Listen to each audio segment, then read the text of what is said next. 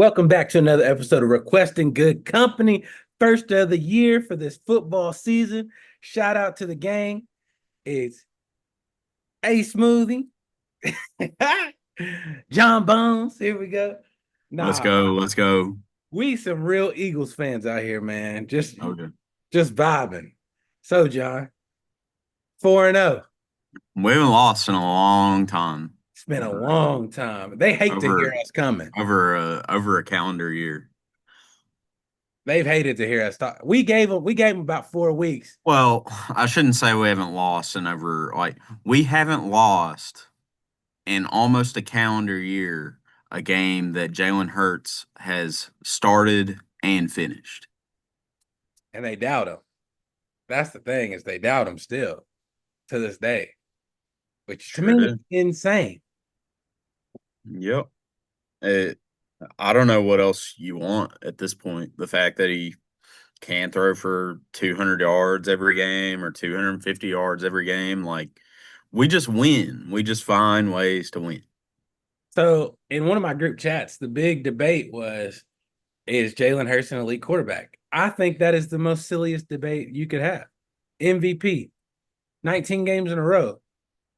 Just because he doesn't throw for 300 and rush for 100 every game, he doesn't have to. No. This team isn't built like that. We don't have to. Mm. But best believe, if he needed to, he could. He would. Well, you just have to, you can go back to that Steelers game last year, which was, I believe, might have been on the heels of that Washington game that we lost. Maybe that was after, but a lot of this chatter of, oh, Jalen Hurts can't throw the football, AJ Brown's frustrated, the offense is frustrated, it doesn't work. And then we go out and throw for, 300 some passing yards and a handful of touchdowns. Like, that doesn't come to a surprise to me or you, and win the game easily. And that's what we're doing in most situations, is winning these games easily. And that'll lead us right into yesterday, which start the game. We're not just winning games on offense and defense, Avery. We're winning games on special teams as well. It's an all around team. That's It what's is. scary. It's scary. It really is. It's like, me and you both coach. We Yep. coach that we want to be successful on each side of the ball in every play. We coach every play as if we want it to be great. This Absolutely. is the mentality of the Philadelphia Eagles. It's actually insane. All three phases. All three phases. So defense comes out first possession of the game yesterday, and they hold them to 3-and-out, which isn't a big surprise. Our defense has stepped up and played well the entire season. To this point, a little leaky at times, but ultimately get a 3-and-out on the first I think possession of the game. the leakiness And only comes when there's injuries or there's other factors. Like, we might base a whole Cowboys game, first game of the season. Yeah, Jalen Carter spits on Buddy. mhm. That's, I mean, we probably based our defense around the run was stopped, so we're worried about CD Lamb and George Pickens, and then Jalen Carter's out, so they switched to the run, which probably messed up the whole game plan for the whole, that they've practiced all week or every 2 weeks. You know what I'm saying? Mhm. It's just little Quinion, things like that. Quinion was fantastic yesterday. Nasty. Just couldn't really on an island out there with him. He did get a couple away with a couple of holding calls yesterday.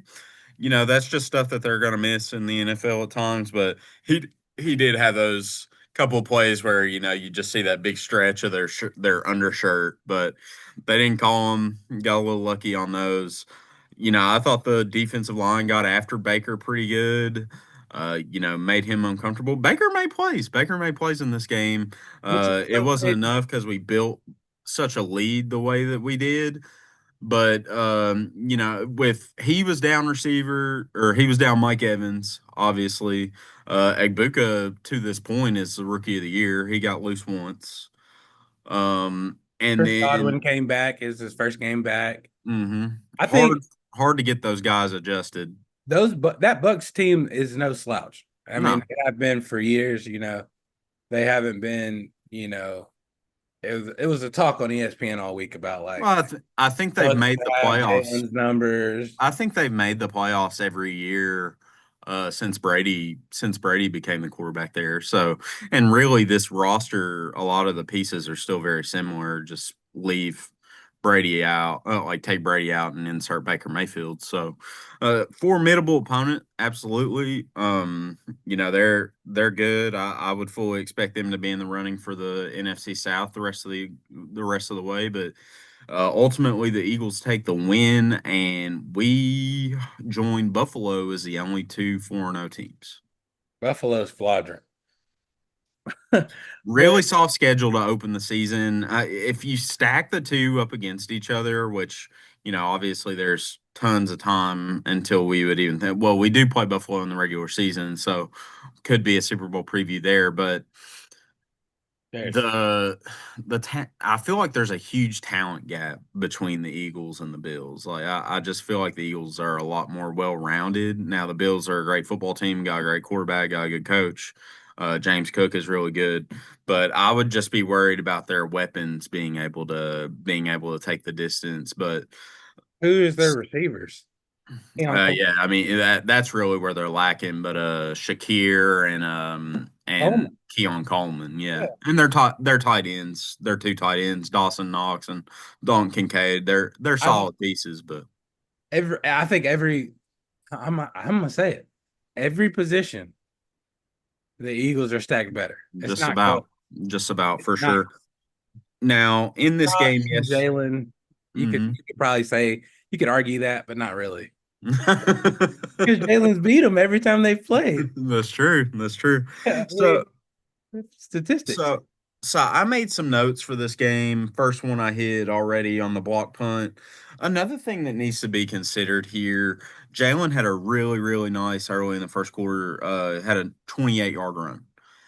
Jalen not only is one of the best quarterbacks in the league, he's arguably just one of the better runners of the football in the league. And whenever he is flushed out of the pocket, I remember when we played in this game 3 years ago, really 24 years ago, we went to the Bucks that first year Sirianni and Hurts as the starter and the head coach, and we finished 9-8, went into the wild card, and Tom Brady's Bucks beat us down. And there was a lot of talk after that game and moving forward whether can Jalen throw the football? Is Jalen the guy that can get this done? And really, what I've just seen, I think we've played 4 games there since that wild card game. And the first game um was a regular season after the Super Bowl. We went down there and beat them. And then the next was the wild card game the year after we went to a Super Bowl at Tampa, and they beat up on us pretty good. And there was a lot of talk around that time whether Todd Bowles knows how to send the blitzes to rattle Jalen Hurts, knows how to. Jalen Hurts in this game yesterday really, really good. I Really good. will In the I first will say he half, matured. He matured to that because mhm, there was a Jalen Hurts where when it was just him and Devontae, it was a totally mhm. different game. Like there was no Saquon, there was no AJ. I mean, Goddard was there, but I think he might Well, I have. know, I know for sure the year after we went to the Super Bowl, and played and lost to them in that wild card game, AJ Brown did not play in that game. He was Yeah. just hurt. And then, regular season, we go down there last year, and Lane was out, AJ was out, Devontae was out. Well, So, we never really had a Bucks Eagles full rostered like that no, because not with they're going to all make the same important complaint this pieces year included. that Hmm. Evans wasn't there and God was Hmm. coming off an injury and their defense is all injured up. Besides Vita Hmm. Vea, who still to this day surprised me because he does not look like an athlete When do they come to Philadelphia is what I want to know. It feels like we go down there and play every all the single time. time, man. Like I hate when that happens, but because obviously that to me, our home field advantage plays a huge role in everything that we do as well. Especially which the fact that the NFL schedule came out and we don't have any back-to-back home games this year, we'll take care of that ourselves. So we have back-to-back home games before we, try and win our Super Bowl this year. But Yeah. that's the only time that you're going to be able to see the Eagles in back-to-back weeks at home.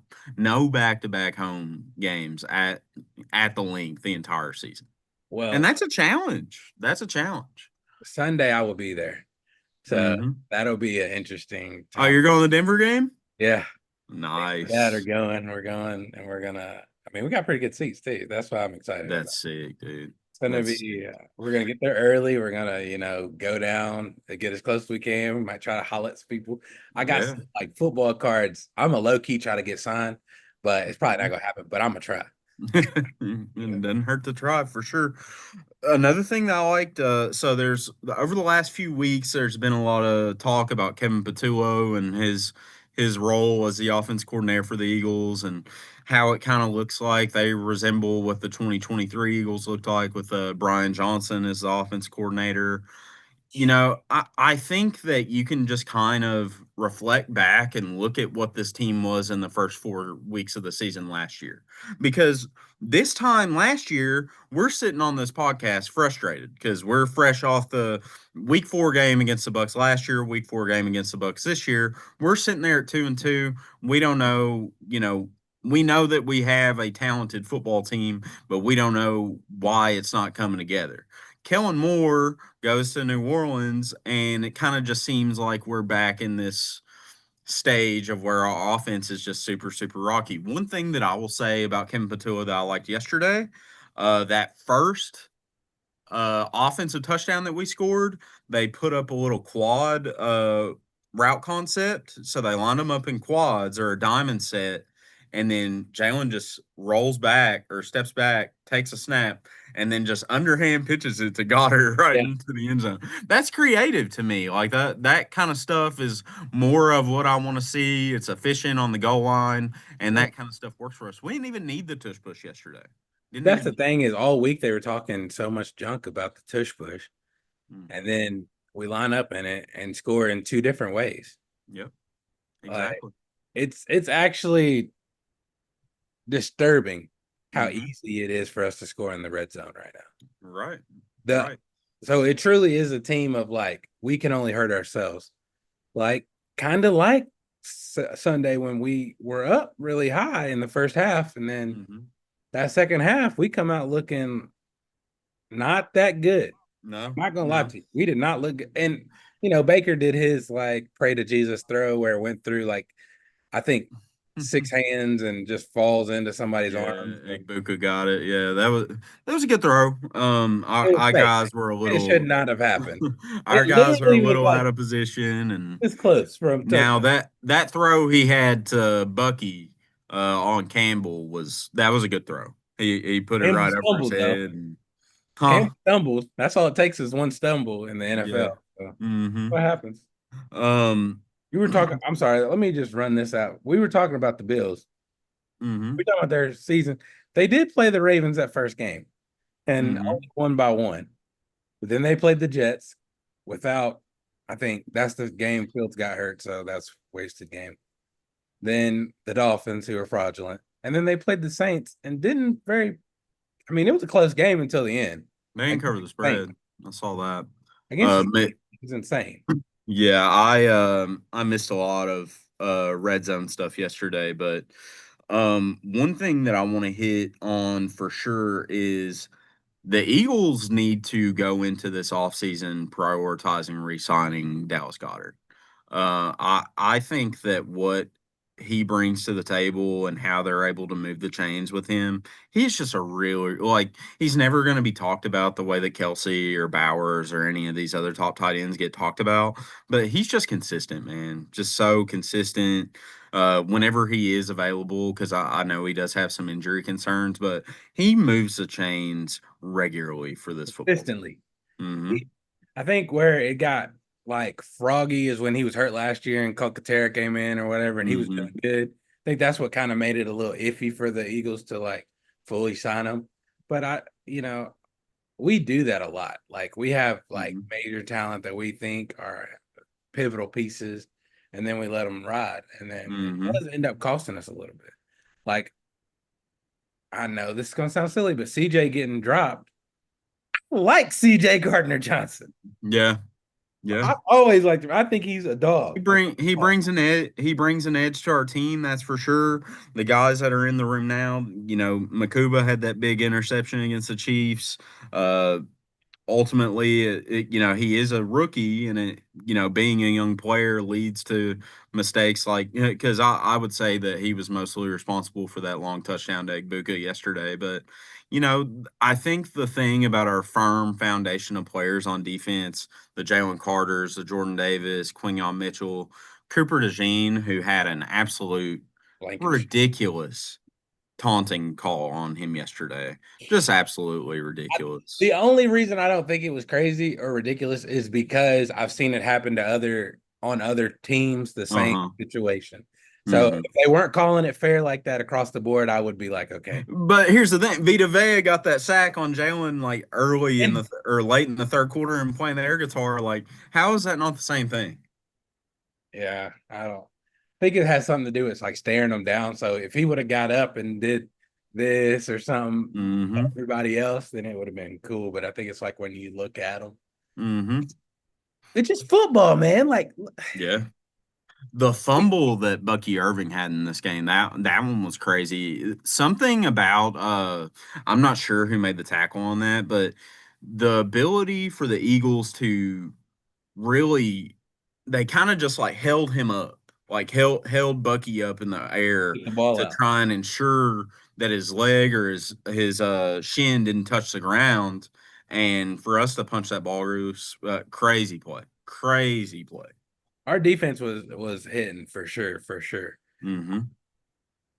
I will say we still have some holes, and it's not hard to find. No, Whoever is our other corner, whether it's Ringo or who was Buddy, I think he got hurt, so he didn't even play. What's his name? Jacorian Bennett. No, no, no, no. From last game. Adoree Jackson. Oh yeah, yeah, yeah. He was out. He was out. Yeah. Soft as cotton. Let him walk. For real. Put Cooper back. Cooper Quinion at the corners. Bring I CJ think back. CJ Blankenship.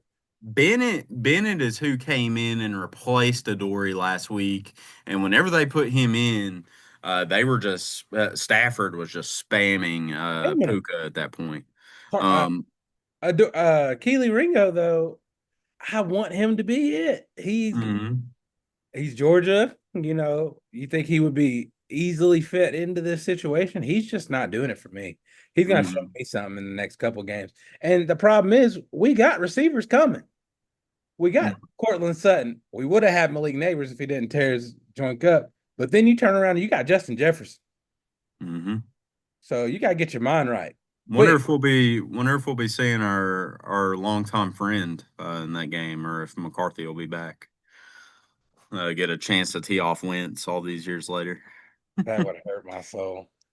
I liked Wentz, bro. I did too. I did too. He uh He he played all he right played for real. one He of got those yeah, 21 he played points. one of those crazy games yesterday where it seemed like they were losing the entire time, but he had 350 yards, so Wentz will throw that bug. I don't want to get beat up by a former Eagle. I'll just let you mm-hmm, know. That would mm-hmm. hurt. But I mean, our next, one, two, three, four, 5 games seem like a breeze.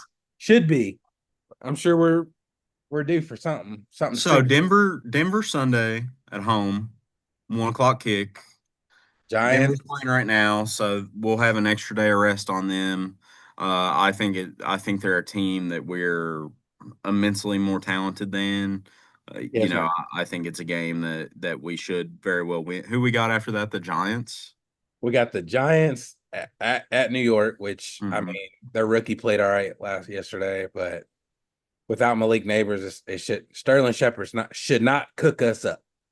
You Hmm. know. Then we turn around and play the Vikings, who are another fraudulent right now. But Addison and Jefferson could give us problems with our weak side corner. Hmm. Then the Giants at Philly, and then we get into our powerhouse games, where I think this is where like anything could happen. And The that rest of the conference, I'm not.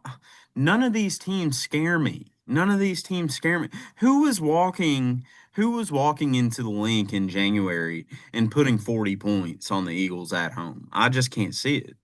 I think our schedule looks so, I'm not gonna say scary, but it looked like a strong schedule at the beginning of the season. But we took care of most of the meat on the bones. I mean, we beat three playoff teams already. Like Mm-hmm. we beat the Chiefs in Arrowhead. Mm-hmm. Then we beat the Rams, who were a playoff team. Yep. Probably still gonna make the playoffs this year. I think they should win that division. If they're they're tough, man. They're really We probably beat the biggest. They're our biggest threat at this we, point. we beat all the division leaders. The Right. Chiefs, Rams, Buccaneers, but then we're turning around. This is what I just don't like is I'm sure our bye week is somewhere right in between or right before Green Bay and the Lions, Mm-hmm. which is stupid. And then and that Packers game is a Monday night game.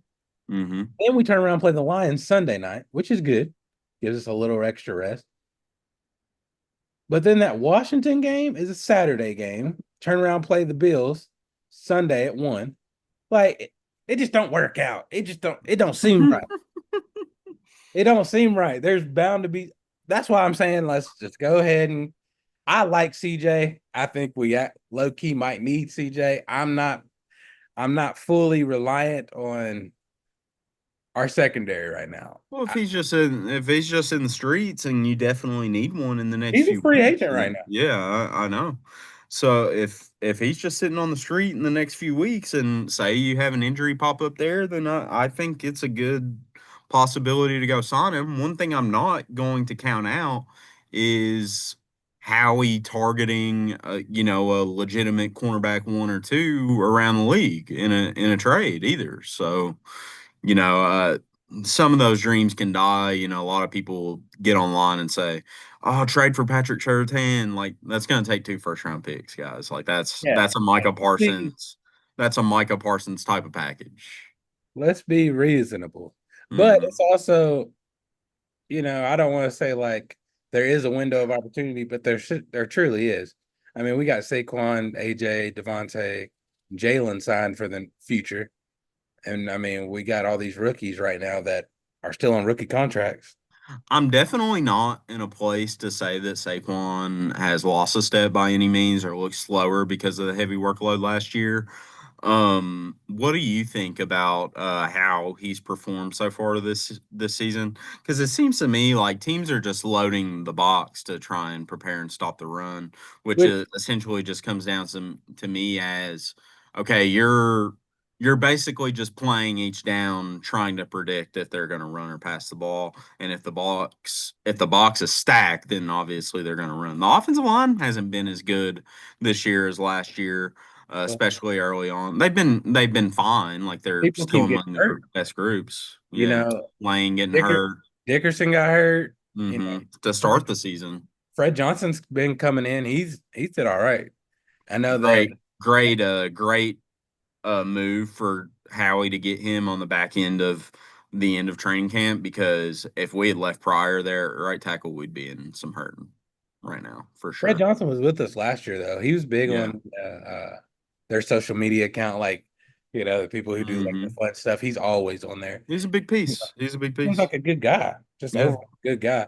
But Lane with his injuries, I don't really want to fully say it's on Saquon that this is happening. I agree with you that they're stacking the box, but I that also leads to why I'd assume AJ's getting frustrated. They're Yep. stacking the box. AJ's a slant warrior, outside shoulder warrior. It's okay to throw that out there. And some of Jalen's passes to AJ have not looked good. There was a series last game where it was obvious that we're trying to get Jalen the ball. I mean, AJ the ball. And I think we threw to him 3 plays in a row. I believe that it is one of those situations where it just doesn't like it doesn't seem like it is a healthy relationship at that moment. And I hate to say that because I know ESPN and everybody else and their mama is saying AJ's unhappy, AJ's unhappy. But reality, if you watch that game and you're like, okay, everybody's saying we need to get AJ the ball, and then you go out and throw him the ball 3 plays in a row. Didn't look like safe passes. Didn't look like well thought out plays. So it is troubling a little, but I'm sure they'll get it together. There's just I watched a clip earlier about that was from NFL Films after about the Eagles Super Bowl season, and they kind of talk about AJ and his mindset and philosophy about things, and maybe need to bring that Inner Excellence book back out, maybe, or bring another book out on the sideline and see what that does. But at the same time, I think AJ understands, and they talked to Sirianni about this today. Uh, I think AJ understands that the ultimate goal of the team is to win. Yes, he wants the football in his hands. Yes, he wants to make plays for this football team. But really, at this point, that is on a game by game basis. I'm not upset with the way that we win these football games. Some people will say that it's boring. I just like to win. I like to see this team win. We've been fans of this football team for a long time. We sat through not really rough seasons, but we've sat through seasons where they just didn't end the way that we wanted them to end. And now that we're the team that seemingly looks like they're rightfully placed at the top of this league, people want to complain. People want to talk down on the way that we play and say our brand of football is boring. No, our brand of football is winning. So, John, I'm gonna run through the rest of the schedule. I want your rapid fire. I want your rapid fire scores, predictions, wins of this rest of the season. Okay. Go game for game. Broncos at Philly. That's a win. Give me a score because you're gonna say win every time. Uh, I think it's a game. Denver's got a pretty good defense, so I'll say the Eagles 27. I'll say Denver 19. Eagles at Giants. I think that's a team and a game that we should really just have a coming out party with our offense. I would fully expect to roll them. I think we should put up 40. So I'll say 41 to 20. That's a Thursday night game too, prime time. Yeah. Eagles Vikings. Eagles at Vikings. That's a tough one. Jefferson and Addison together definitely scares me. We don't really know if Wentz will be the quarterback at that point. I do think that benefits the Vikings more if he is the quarterback. I'm not a fan of JJ McCarthy, and he looked rough to kind of prove that at the beginning of the season to prove that my mindset is right on that. So, that one might be a tough one. Just for the sake of this, I'll say Vikings 23, Eagles 20. I'm saying Eagles 35, Vikings 17. Okay. Giants at Philly. Giants at Philly. I mean, it shouldn't change much. The Giants have an amazing defensive line. I will say the only thing you can say it's amazing about their franchise in the last 10 years. But they they got some dogs up there with Lawrence and Carter and Thibodeau. So I don't. Hopefully, our offensive line can figure out their issues. But yeah, I think as a team, them as a team, we should beat up on them the same way that we do just about every year. And I think the Eagles should score 35 to 38 points, and the Giants would be lucky to score 20. Well, I want Jalen Hurts to win that MVP trophy so bad, man. Because He what can needs to be Hall anybody? of Famer. Oh, it would lock him. Jalen doesn't. If Jalen just wins another Super Bowl, he's probably a Hall of Fame lock. Yeah, possibly. No doubt. I mean, they compare. Ultimate leader. Ultimate leader. Oh yeah. Well, it's been another episode of Requesting Good Company. Shout out, John. Sir. We'll be back in a couple weeks. Lock in with us. Leave in the comments any hot takes, anything you guys want to say about it.